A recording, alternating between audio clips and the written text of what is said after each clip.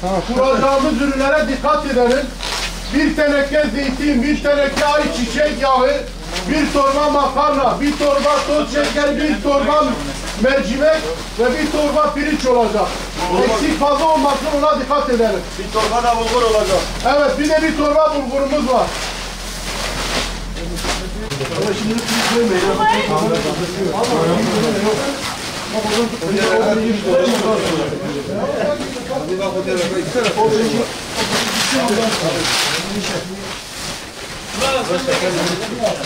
Abi bu çok ne oluyor ya? Bir dakika böyle. Şimdi herkes çuvalda döndürsün.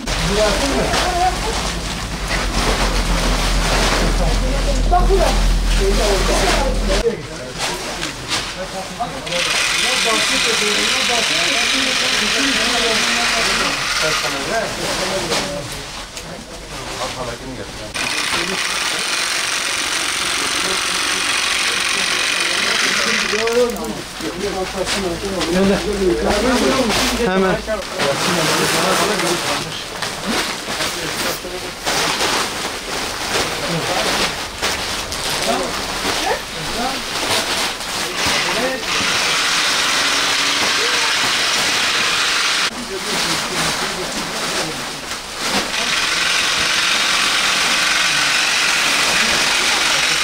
İdlib'teki bombardımanlardan dolayı şu anda yüz binlerce kardeşimiz dağlarda ve Türkiye'nin sınırlarına yakın bölgelere dağılmış durumdadırlar. Bu kardeşlerimiz soğukta, çamurda, açlıkla ve kışın soğuk şartlarıyla mücadele ederek yaşamaya çalışıyorlar. Onun için Yetimler Vakfı bu kardeşlerimize ve yetimlere yardım yapma kararı aldı.